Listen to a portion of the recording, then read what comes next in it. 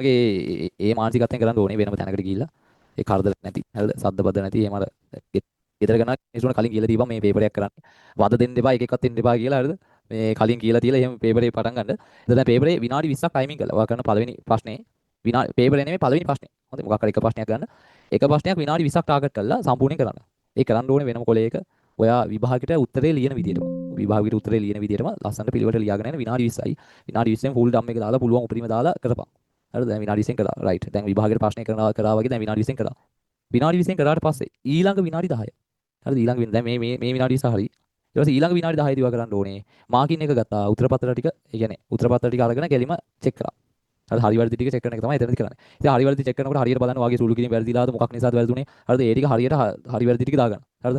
මේ උත්තරේ වැරදි නම් හරි උත්තරේ රතු පෑනෙන් ලියන්න එතනම එහෙම දඩබඩ ගාලා වැඩේ කරන්න. ඒතර ඕකට සාමාන්‍ය පුරුද්දක් තියෙන එකට යන බා විනාඩි දෙකක් තුනක් තමයි යන්නේ. හරි වැරදි ටික බලන්න. ඊට තව ටයිම් එකක් ඉතුරු වෙනවනේ. ඒ ටයිම් එකේදී ඔයා කරන්න ඕනේ ඔයාට හිතනවා නිකන් ඒ වැරදිට ප්‍රශ්නේ දැන් අපි එක ප්‍රශ්නයක් නේ කරේ හිතන්නේ නැහැ විදුත් ස්ථානේ ප්‍රශ්නයක් කරා කියලා. හරිද? ඒ කියන්නේ බස් වල 7 වෙනි ප්‍රශ්නේ. පාස් පේපර්ස් වල 7 වෙනි ප්‍රශ්නේ කරා කියමුකෝ. ඒතර ඒක විදුත් රසායනයයි ඊළඟ කොටස ලීගන ප්‍රශ්නයක් තියෙන ඉනෝගනික් වල. හරිද? එතකොට දැන් ඔයා දන්නවනේ කරන්න යන ප්‍රශ්නේ මොකද්ද කියලා. හරිද? මේ ප්‍රශ්න ටික කරනකොට මම එක දිගට කරන්න ඕනේ ඔක්කොම ටික. හරිද? ඒකෙන් මම කිය ප්‍රශ්න සෙට් එක වෙනම හොයලා තියාගන්න කියලා. දැන් පාස් පේපර්ස් වල නම් බං හිතනවා 2019 7 වෙනි ප්‍රශ්නේ. දැන් ඔයා කරන විදුත් රසායනයට අදාළ ප්‍රශ්න ටික කරන්නේ. 2019 7 වෙනි ප්‍රශ්නේ කරා නම් බං ඊළඟට ඔයා කරන්නේත් 2020 7 වෙනි ප්‍රශ්නේ. මම පැහැදිලි කරේ නෑනේ. ඊළඟට කරන්නේත් ඒ ප්‍රශ්නේම තමයි. ඒක නිසා ඔයා දැන් දන්නවනේ දැන් මොකද්ද මොන ප්‍රශ්නේද කරන්න යන්නේ කියලා. ඒ නිසා ඒකට අදාළ තියරි පොට් ටික. තියරි පොට් ටික මොන හරි අවශ්‍ය කරන අත්‍යවශ්‍ය නෝට් ඔය ටික පැත්තකින් තියපන්. නැත්නම් ආයෙ බං ඔබ හොයන්න යන්න බෑ. මේ විනාඩි 10 තියලා පොත් ටික හොයන්න යන්න බෑ. හරිද? ඒක නිසා පිළිවෙලට වැඩේ වෙන්න ඕනේ. හරිද? පිළිවෙලට වැඩේ වෙන්න ඕනේ. ඒ නිසා වැඩේ පටන් ගන්න කලින් ඒක අත නිකන් අතේ දුරින් නිකන් තියාගනි. ගන්න පුළුවන් විදියට. හරිද? එතකොට මේ විනාඩි 10 ඇතුළේ විනාඩි 10 පන්නන්න බෑ. විනාඩි 10යි. මේ විනාඩි 10 ඇතුළේ ස්පීඩ් එකෙන් හරි වැරදි බලලා ඔයාලා තියරි නිකන් පොත පෙළලා හරි බලලා මේකද මෙතන මෙන්න මේ පොයින්ට් එක රයිට් මෙන්න මේ පොයින්ට් එකෙන් සාදා මට වැරදුනේ. ටක් ගාලා තියරි බලලා අඩුපාඩු ටික හදාගන්න. විනාඩි 10 විනාඩි 10ට වඩා ගන්න බෑ. හරිද? අදුරි ප්‍රත්‍යක්ෂ කියන්නේ විනාඩි 10ට වඩා ඔයාලට ගන්න හිතෙනවා ගන්න එපා. අතර කරපන්. ඒක තමයි ට්‍රික් එක. මොලේ ගෑ ගන්න නෑ නෑ ගනින් කියලා. හරිද? නිකන් මොලේ ගෑ අයියෝ මේකේ තියරි බෑනේ හදේ ඉනේ මට ගන්න ඕනේ ඔක්කොම ටික අර එහෙම අමුතු දේවල් හිතෙයි. වෙන පොඩි පොඩි කොළ කෑල්ලක් තියාගනින්. ඒ ටික වෙනම පොඩි කොළ කෑල්ලක ලියාගනින්. හරිද? ලියාගෙන එවලේ බලන්න යන්න එපා. වැඩි අතරතුර බලන්න යන්න එපා. විනාඩි 10න් වැඩි ඉවරයි. හරිද? ඊට පස්සේ ඊළඟ විනාඩි 10. ඊළඟ විනාඩි 10ත් ස්ටාර්ට් කරන්න. ඊළඟ විනාඩි 10 ස්ටාර්ට් කරලා වය කරන්න ඕනේ. අලුතෙන් ආය පාරක් ප්‍රශ්න කරන්න. අලුතෙන්මයි හොඳේ. අලුතෙන්ම කියන්නේ වෙනම කොලයක් අරගෙන අලුතෙන් ආය පාරක් ප්‍රශ්න කියවලා ආය පාරක් ප්‍රශ්න කරන්න ස්පීඩ් එකෙන්. දැන් විනාඩි 20ෙන් කරපු එක විනාඩි 10න් ස්පීඩ් කරන්න ඕනේ. කරන්න පුළුවන්. හරිද? දැන් අර වරදින්න බෑ. දැන් අර වැරදිච්ච ඒවා දැන් ඔයාගේ ඔළුවේ තියෙනවා. කටපාඩමින් කරන්න එපා. නිකන් උත්තර ටික දඩබඩ ගාලා ලියන්න යන්න එපා. හරිද? විනාඩි 10 ඇතුළත දැන් මම හිතන්නකෝ දැන් මම අපේ ළමයිට ඉනෝගනික් ප්‍රශ්න කරනකොට chart එකක් යම නිකන් ඇදලා කරන්න කියනවා. ඒක ඔක්කොම ස්පීඩ් එකේ වායේ කරන විදියටමයි හිත ආය පාරක් ප්‍රශ්නේ කියවලා හිත කරන්න ඕනේ. එතකොට අර වැරදිච්ච ඒවා තියෙනවනේ. වැරදිච්ච ඒවත් ඔයා කරන්න ඕනේ හරියට. දැන් ආයෙ ඔයා බලාගත්තා නම් තියරි ටික තායි නිකන් එහෙම බලාගන්න නැතිනේ. කොහෙද වැරදුනේ මොකද්ද හේතුව සුළු කිරීම වැරදි කියලා. ඒක කටපාඩමින් කරන්න නැතුව එවලේ ආයෙ පාඩම් හිතලා ඔප්පෙන් ස්පීඩ් එකෙන් විනාඩි 10කින් කරන්න ඕනේ. විනාඩි 10කින් කරන්න බැරි වුණත් උපරිම අමතර විනාඩි 5යි ගන්න පුළුවන්. අමතර විනාඩි 5ක් ගන්න ඊට වඩා ගන්න එපා. හරිද?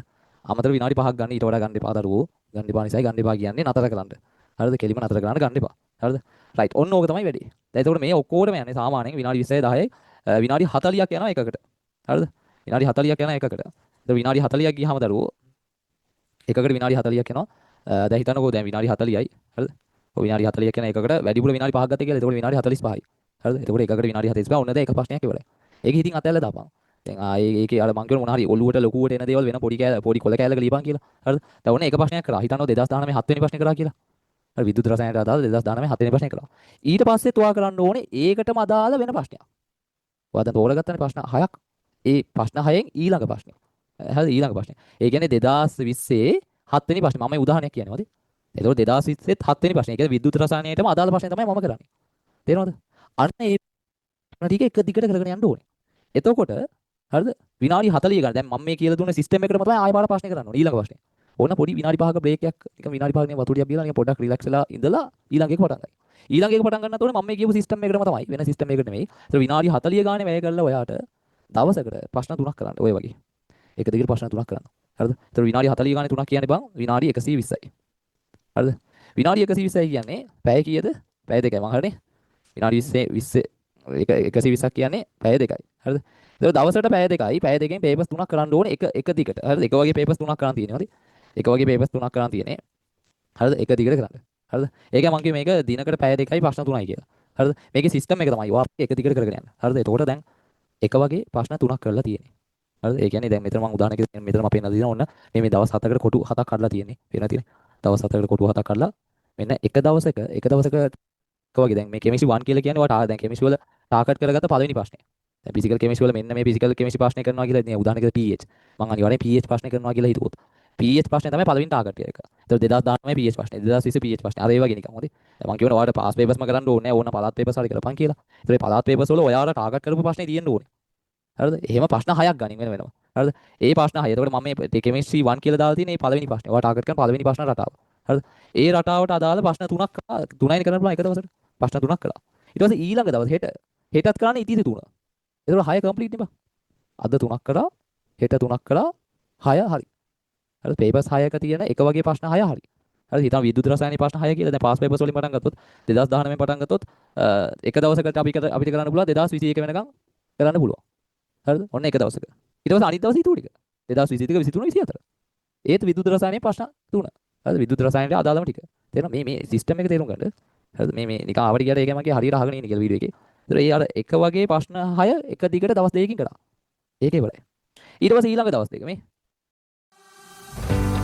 දවස් දෙක. ඔය දෙවනියට ටාගට් කරපු ඒ විෂයම තමයි වෙන විෂයක් ගන්න බෑ. ඔයා දැන් කෙමිස්ට්‍රි වලින් කරා නම් ඒ විෂයෙම ඊළඟට ටාගට් කරපු ප්‍රශ්න 6. කළා දාන්න දවස් දෙකක්